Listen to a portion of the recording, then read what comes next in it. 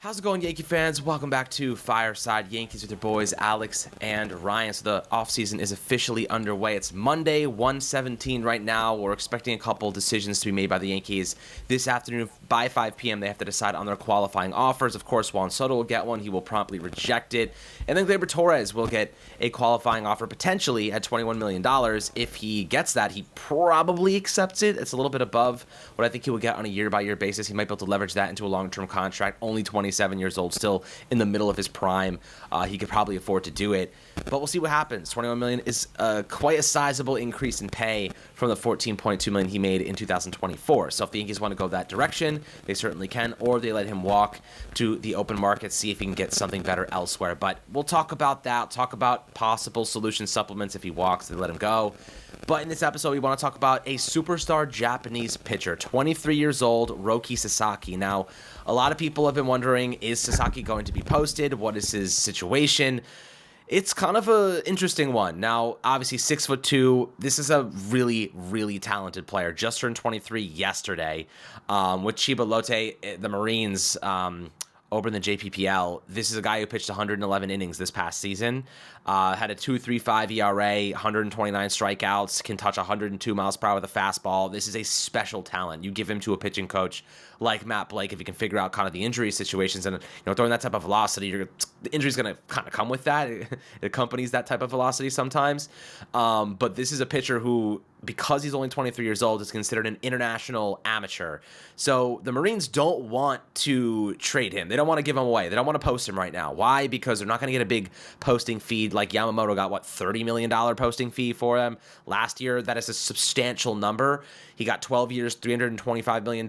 Sasaki is going to be coming in as a basically pre-arbitration rookie, making next to nothing. So there's going to be a team out there, whether it be the Yankees, Dodgers, somebody else, who gets a Japanese superstar for absolutely no money, who can be a number one starter for some teams, maybe a number two on a team that has Garrett Cole. So the Dodgers obviously think they have a really good chance. A lot of the Dodgers, reporters are saying they love Roki, he, may favor them. They have Yamamoto, they have Ohtani. He would have friends. He would have kind of people that he can, stick close by with in his culture. I think that maybe is a favorable destination for him, but there is a kind of narrative that does peak itself sometimes that Japanese pitchers want to be the top dog. They want to be the guy. They want to be the primary arm in that bullpen, and he's not going to be, right? He's going to be playing second fiddle to Ohtani, playing second fiddle to Yamamoto. So does he want to be the number 3 option? That's a big question you have to ask yourself. Now, if you're the Yankees, you can give him a number 2 job right now with a possibility, if he stays healthy and gets better, he could succeed Garrett Cole one day.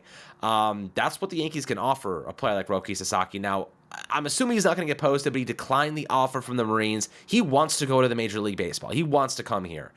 The question is, are they willing to post him before, he gets to that point where they can get a big fee out of him, Ryan? What do you see in a guy like Roki Sasaki? What makes him so talented, so interesting? So I guess the possibilities are endless when it comes to a player of this magnitude. Why do you like him, and do you think that there's a possibility he does get posted this offseason? So the best way to put it, it's that it's highly probable that Roki Sasaki plays in the MPB in 2025. It is not impossible for him to get posted. It's just highly improbable that he will, if that makes sense. So, there are outcomes in which Sasaki gets posted. There's maybe something in his contract that, we were not privy to that allowed him to, allowed him to be posted at this point in his career. There have been some rumors swirling around that was something in his contract, but some of those have been shot down. Again, if you ask me, hey, is he going to get posted?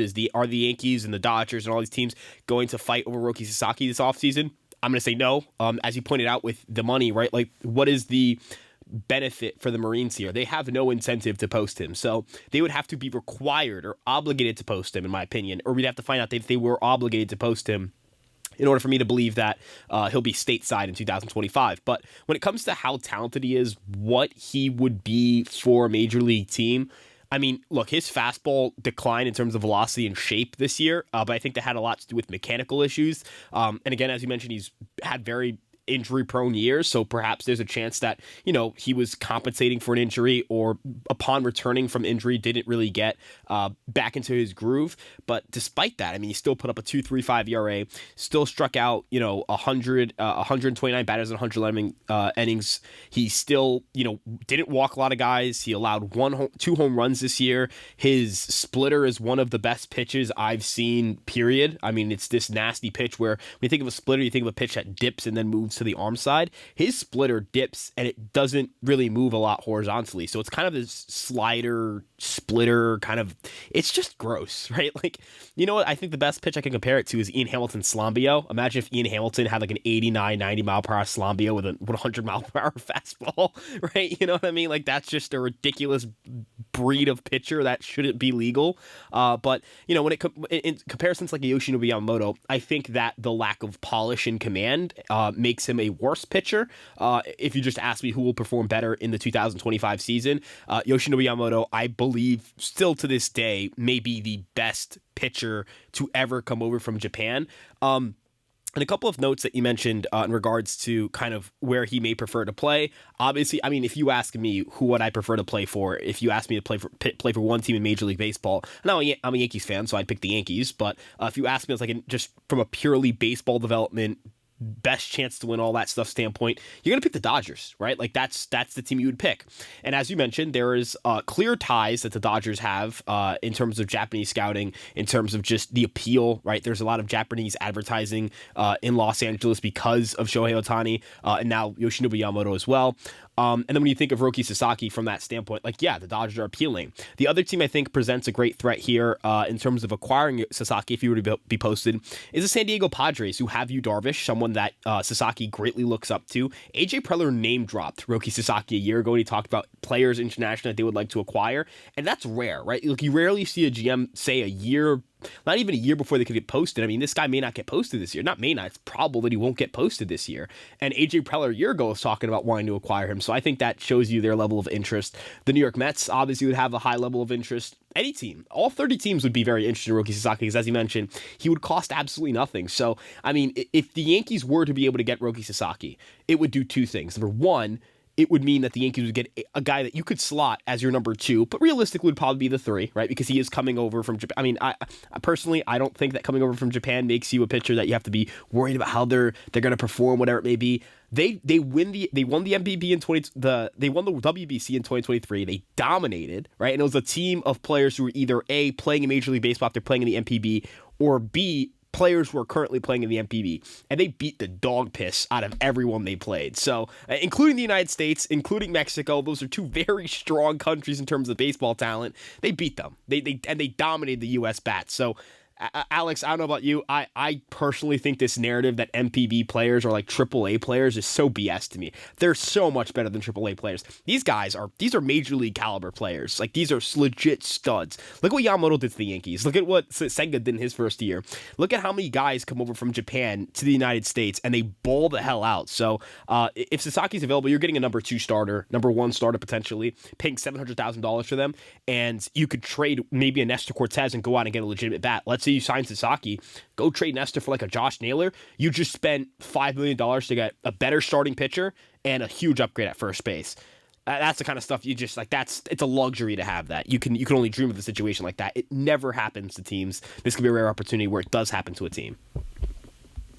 Yeah, I mean, listen, this is the Dodgers cannot get Roki Sasaki. Like, they're going to be a dynasty if they get him. I want to make it very clear, like, they're encroaching on the possibility of having an embarrassment of, I mean, they already do have an embarrassment of riches. Getting a player like that, adding it to a rotation that's going to get Tyler Glasnow and Gavin Stone back next year, like, this is bad for the rest of baseball because it's not going to be competitive if they get another guy like that on such a cheap contract.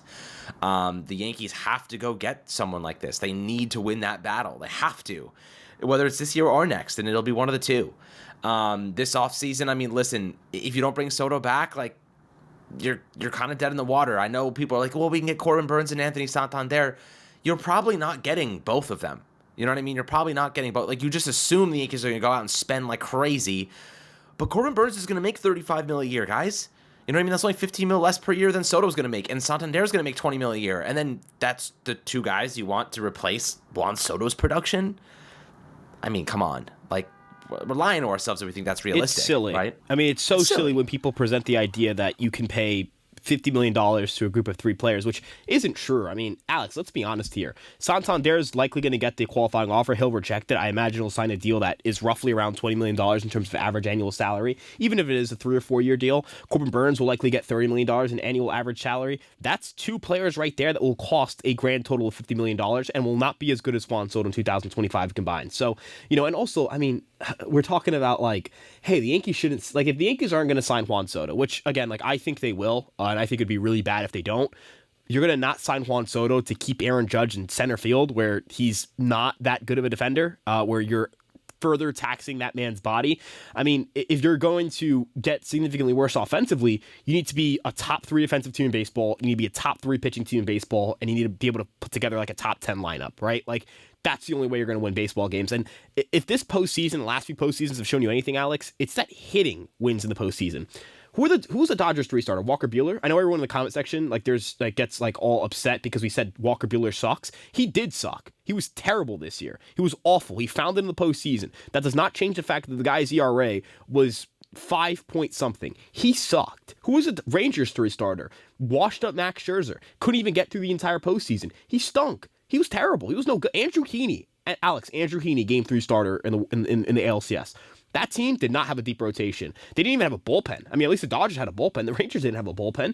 2022, I mean, the Astros had a great pitching staff that year, sure, but they also banged, right? Phillies, they got to the World Series straight up banging their way to the World Series. Pause. But my point is, you got to be able to hit. Juan Soto gives you that ability to hit. And, the appeal to Roki Sasaki is that I don't have to pay for a starting pitcher, right? I don't want to pay Corbin Burns.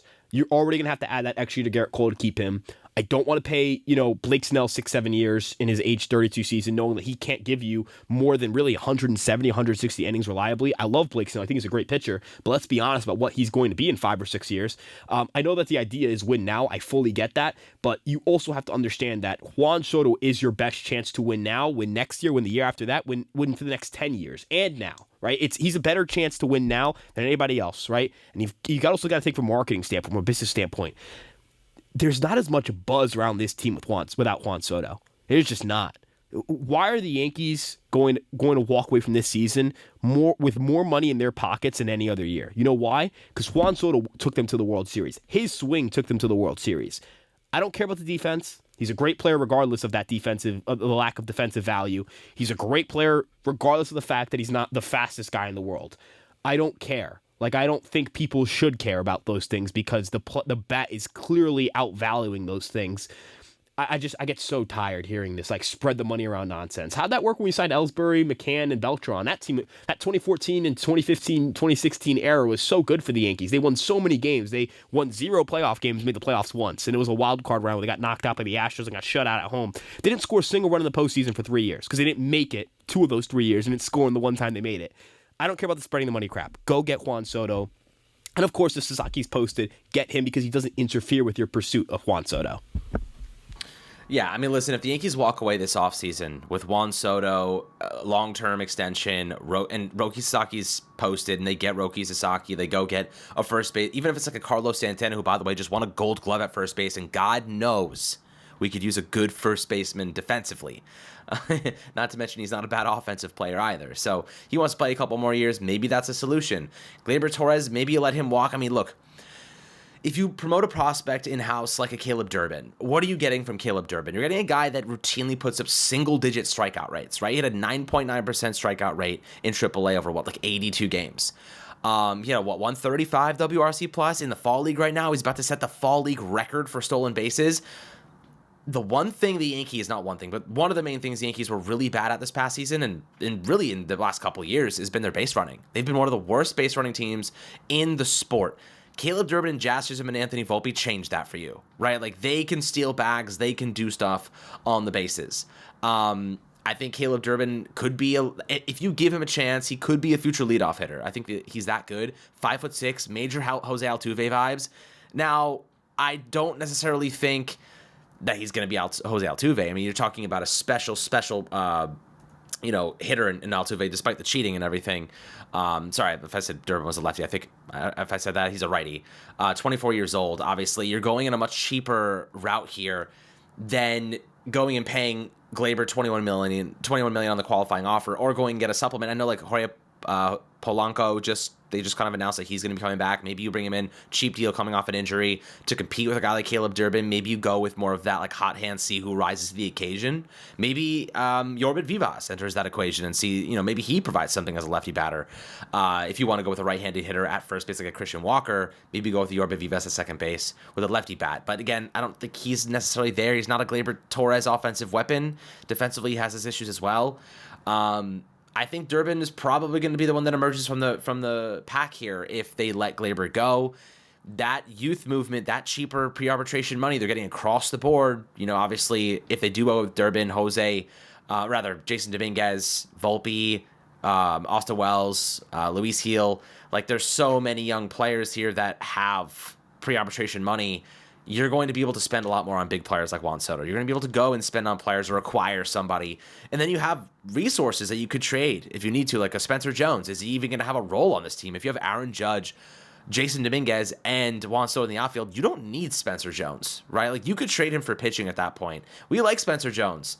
There are limitations to his game. Needs to get the whiffs down quite considerably. The strikeout rate's kind of problematic.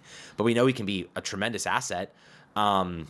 So the Yankees right now, a lot to figure out. Roki Sasaki would be a diamond, like just an absolute gem if they were able to get him. Now, I don't know if we will. I don't know if he'll even be posted. I don't think he will be. But in the future, even if it's next year, you get a guy like Roki Sasaki, he's going to be your number two, right? Like that, he makes Rodon's contract sustainable because of how cheap and how good he is. Right? You can survive Carlos Rodon's contract because it's not looking so good right now in terms of return because you get Roki Sasaki. Like it kind of offsets if you want to look at it in that kind of perspective. So, we'll keep you guys updated. Definitely a lot going on, a lot happening over the next couple of days, if not the next 24 hours for the Yankees in terms of qualifying offers and Garrett Cole's void in contract situation. So always happy to hear your thoughts down below on a guy like Roki Sasaki. Obviously a player we'd love to have, would be an absolute home run signing for this team at next to no cost.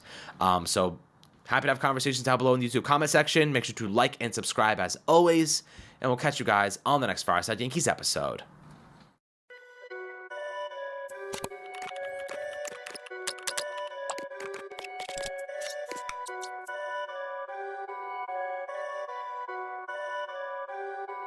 Perfect.